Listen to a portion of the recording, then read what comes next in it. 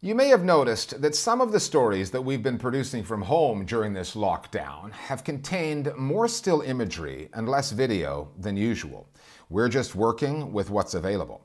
And it's much easier under these conditions of imposed isolation for a solo photojournalist to do their job than a conventional video crew. Photographers don't necessarily have to interact with their subjects in order to capture the images that tell a story. Yet the spaces in which they are working have changed, forcing them to refocus their lenses on the fly. The Listening Post's Flo Phillips spoke with 3 photographers from different countries with 3 very different experiences of life, work, and the spaces in which they normally operate under lockdown.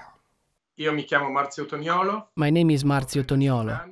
I am 35 years old and I am a primary school teacher. I live in San Fiorano, a small city 60 kilometers from Milan. On the 21st of February, our quarantine began.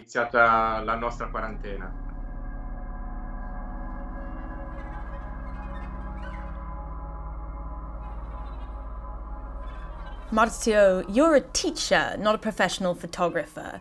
Why did you feel the need to pick up your camera and capture this experience? During the first 2 weeks, no journalists were allowed in the area where I live, so they couldn't show the world what was going on here. The empty streets, everyone wearing masks. That's when I saw an opportunity. I went out onto the streets. There was no official lockdown at that stage.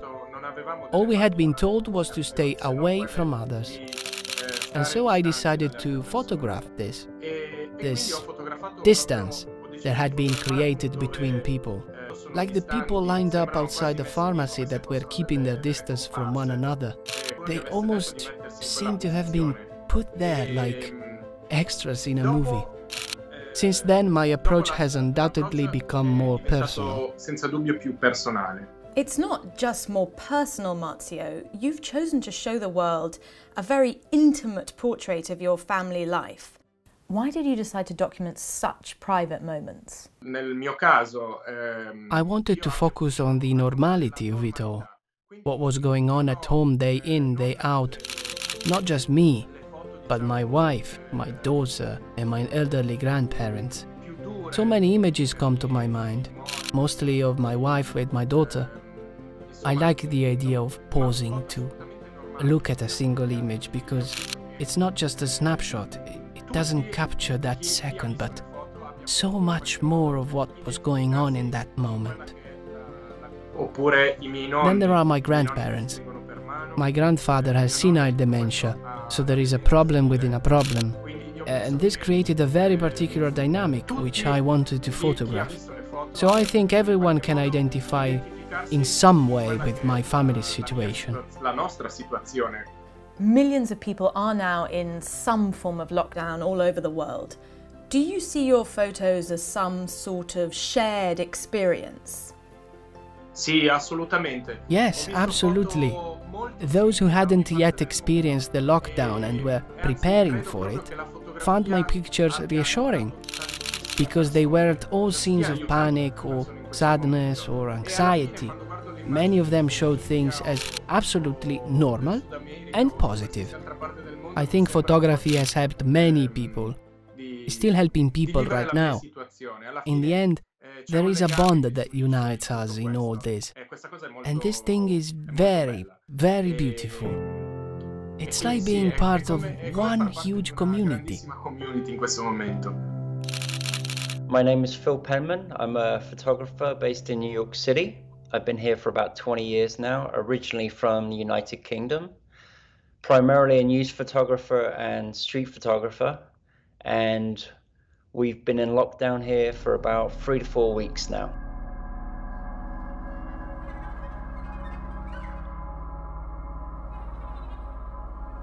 Phil, tell me, what's it like to walk around the streets of New York City right now? Streets that, as we know, normally never sleep. It's interesting just seeing like very empty streets and then you'll see maybe one lone walker. It's very weird because you go out there and there are no photographers.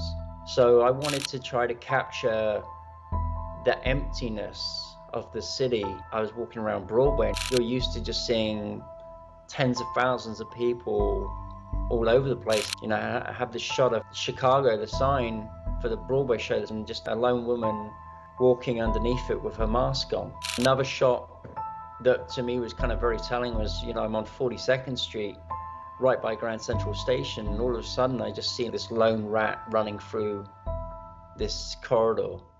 These once busy and bustling spaces, now deserted, seem so eerie, almost apocalyptic. No, definitely. You know, before I'd be going around looking for personalities on the street, and now it's like you're looking for anybody. You've captured New York at its most desolate, not just now, but in the aftermath of 9/11. If you could show future generations one image to give a sense of what New Yorkers are going through right now, which one would it be? If I had one image, is just the one image of Lady Liberty looking through the empty seats on the Staten Island ferry. I've got this one shot where it's just a woman with her head back and she's just leaning up against a seat where there's no one else around her and she's just sat there with her mask. It was just to me a very powerful moment experiencing it when I shot it, and I hope that that comes across to people from a historical standpoint as well. Lockdowns have forced us to reconsider what the space around us means. The open spaces we once gathered in, the parks, the playgrounds, the squares, now lie empty. Confinement too has changed the nature of our spaces. My home is now my office, my studio, my daughter's classroom. But ultimately, any form of space, reimagined or not, is a privilege, a luxury that many cannot afford. Namaste. Hello, my name is Ravi Chaudhary. I live in Delhi and I'm a photojournalist working with the Press Trust of India. The lockdown in our city started on March 25th and has continued ever since.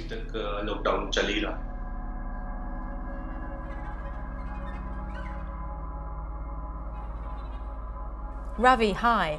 We've seen the images capturing quarantine around the world. Cramped apartments, empty streets. But in India, that's not the whole story. What is it about Indian society that makes it so hard for people to abide by the lockdown?